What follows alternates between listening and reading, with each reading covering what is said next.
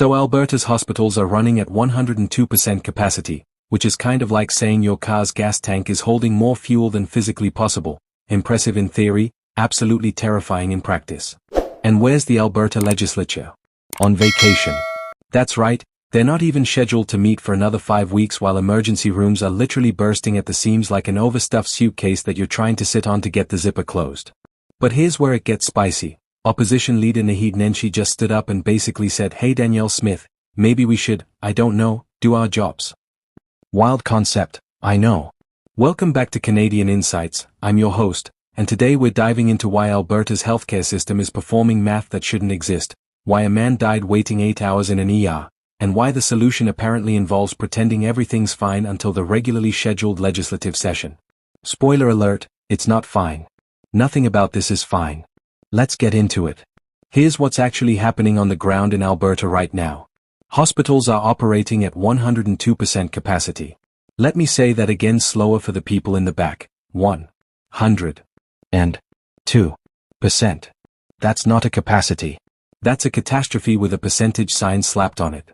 You know how when you're at a concert and the venue is at capacity, they stop letting people in? Yeah, hospitals can't do that.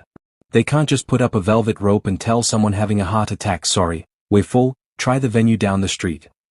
So instead, you get hallway medicine, patients on gurneys in corridors, nurses doing the work of 3 people, and a healthcare system held together by duct tape, prayers, and the sheer willpower of overworked staff who probably haven't had a proper break since the pandemic started. And technically never stopped. Naheed Nenshi, who apparently still remembers what accountability looks like, is out here saying what everyone with 2 brain cells to rub together is thinking. This is not normal. This should not be normal. This cannot become the new normal. And yet, here we are, in 2025, acting like hospitals operating beyond their physical capacity is just another Tuesday in Alberta. It's like we've collectively decided that healthcare infrastructure is more of a suggestion than a requirement. Oh, you designed this hospital for 500 patients? Cool. We're gonna put 600 in there and see what happens. What happens, as it turns out, is people die waiting for care. And speaking of people dying, let's talk about the elephant in the emergency room. Last month, a man waited nearly 8 hours in an Edmonton ER and died. 8 hours. That's almost a full work day. That's longer than most flights to Europe. That's enough time to watch the entire extended edition Lord of the Rings trilogy and still have time left over for snacks. And this person spent it waiting for emergency care that came too late. Now, we don't know all the details of this specific case, and medical situations are complex, but here's what we do know. When your emergency department is so overwhelmed that people are waiting 8 hours to be seen, something is fundamentally broken. This isn't a glitch. This isn't bad luck. This is a systemic failure wearing a name tag that says, "Hi, I'm the direct result of policy decisions." So Nenshi's response is pretty straightforward. Declare a state of emergency. Not a thoughts and prayers statement. Not a "we're monitoring the situation" press release. An actual state of emergency that acknowledges reality and mobilizes resources accordingly. Because here's the thing about emergencies, they require urgent action. They require people in power to stop what they are doing, reconvene, and actually govern. Which brings us to the whole point of this debacle. The Alberta legislature isn't even sitting right now, and it's not scheduled to meet for another 5 weeks. 5 weeks. Let that sink in while hospitals are at 102% capacity. While airs are packed. While healthcare workers are burning out faster than a cheap candle. The people who are supposed to make decisions and allocate resources and, govern, are not currently governing. They're on break. And Nenshi's basically standing there going, "Hey, wild idea, but maybe we should come back early and address the crisis." And the response from the Smith government has been, crickets. Tumbleweeds.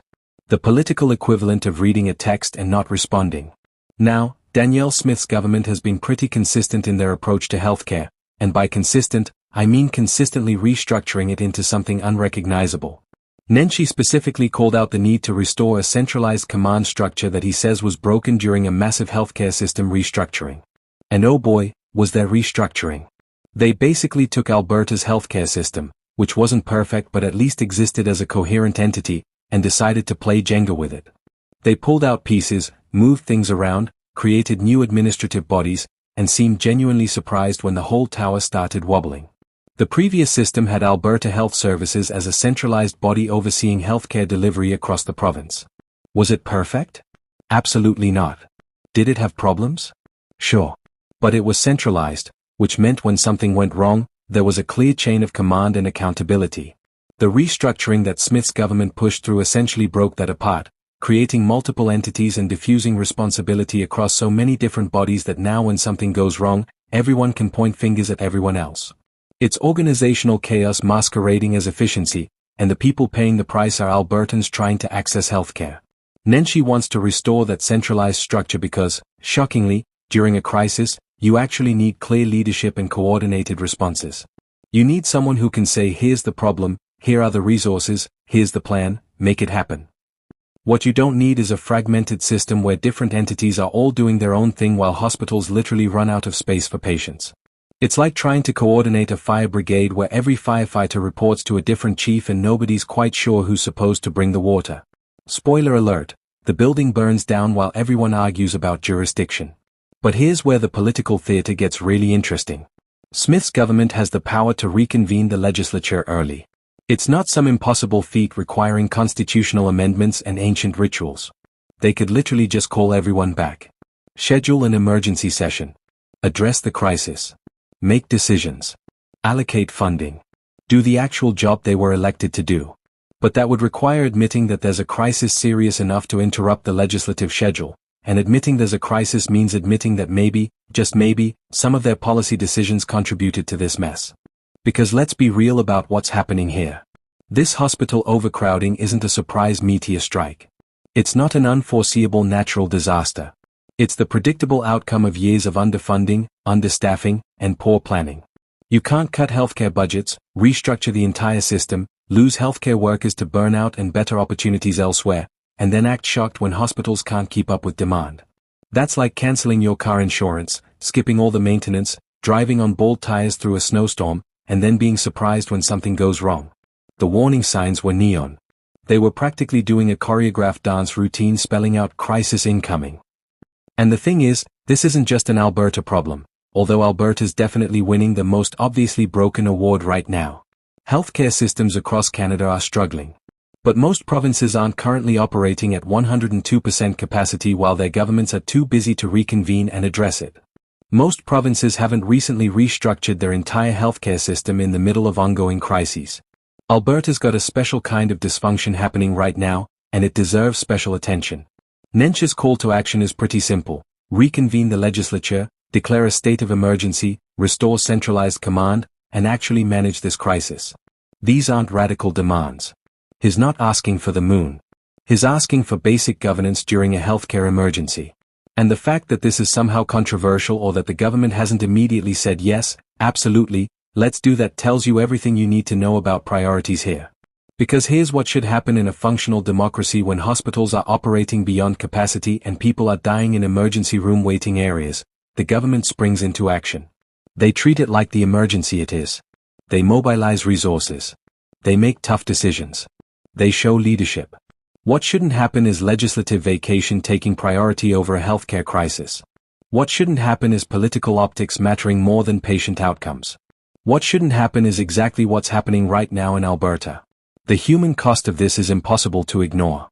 Every percentage point over capacity represents real people. Real families. Real Albertans who are sick, injured, scared, and waiting for care in overcrowded emergency departments. Healthcare workers who are doing everything they can with inadequate resources and impossible patient loads. Administrators trying to make a broken system function through sheer force of will. And at the top, political leaders who apparently think 5 more weeks of inaction is an acceptable response. Nenshi's put the ball squarely in Smith's court. He's made the ask publicly, clearly, and with specific solutions. Now it's up to the Smith government to respond, and that response is going to tell Albertans everything they need to know about where they rank on the priority list. Is it more important to maintain the legislative schedule and avoid the political discomfort of an emergency session? Or is it more important to address a healthcare crisis that's literally killing people? Because you can't have it both ways. You can't claim to care about Albertans' health while refusing to take urgent action when the system is collapsing. And let's talk about what declaring a state of emergency actually does, because it's not just symbolic. It mobilizes resources. It cuts through red tape. It allows for coordinated provincial response. It sends a clear message to healthcare workers that the government recognizes the severity of the situation. It enables funding mechanisms and emergency measures that aren't available during normal operations. It's a tool that exists specifically for situations like this, and refusing to use it is like watching someone drown while holding a life preserver and going, "But if I throw this, I'll have to explain why I needed to throw it." The restructured healthcare system that created this fragmented mess needs to be addressed, but that's a longer-term fix. Right now, in the immediate term, hospitals need relief. They need capacity. They need staff. They need resources. And the only body that can coordinate that provincial response is the legislature, which is currently on vacation while Rome burns. Or in this case, while emergency rooms overflow. Look, I get that governing is hard. I get that healthcare is complicated. I get that there are no easy solutions to systemic problems decades in the making. But you know what's not complicated? Recognizing that 102% hospital capacity is a crisis. Acknowledging that people dying in ER waiting rooms is unacceptable. Choosing to reconvene the legislature early to address an emergency. These are straightforward calls that require political will, not rocket science. Nenshi's thrown down the gauntlet. He's made it a public issue. Now every day that passes without action is a choice. Every day the legislature doesn't reconvene is a decision. Every day that hospitals remain beyond capacity while the government waits for the regularly scheduled session is a statement about priorities. And the people of Alberta are watching. Healthcare workers are watching. And they're taking notes on who showed up during the crisis and who decided legislative scheduling was more important than human lives. So here's where we are, hospitals at breaking point, opposition calling for emergency action, government silent, and Albertans stuck in the middle wondering if anyone in power is actually going to do something or if we're all just supposed to pretend this is fine. Spoiler alert from someone who's been covering Canadian politics for a while. It's probably going to get worse before anyone admits it's bad enough to require urgent action. But hey, prove me wrong, Alberta government. Please. Prove me wrong. If you made it this far, you clearly care about what's happening in Canadian politics, and honestly, we need more people paying attention. Smash that like button if you think maybe, just maybe, a healthcare crisis deserves an emergency legislative session. Subscribe to Canadian Insights because we're covering this story and every other political development happening across the country, multiple times a day, because apparently Canadian politics never sleeps even if legislatures do. Drop a comment with your thoughts on whether Smith's government will actually reconvene early or if we're all just shouting into the void here.